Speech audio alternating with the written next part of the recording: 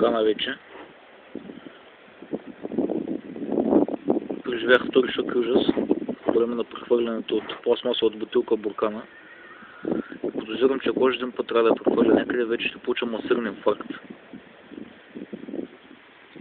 За сравнение, буркана колко е голям.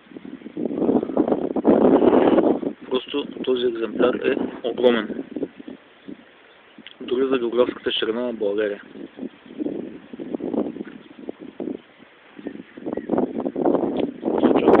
Човек да се отдръпне и тогава започва да се движи.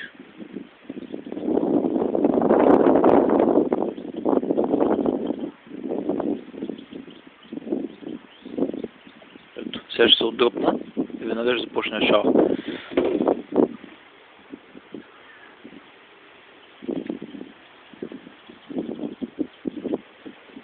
Нещо е до мързя.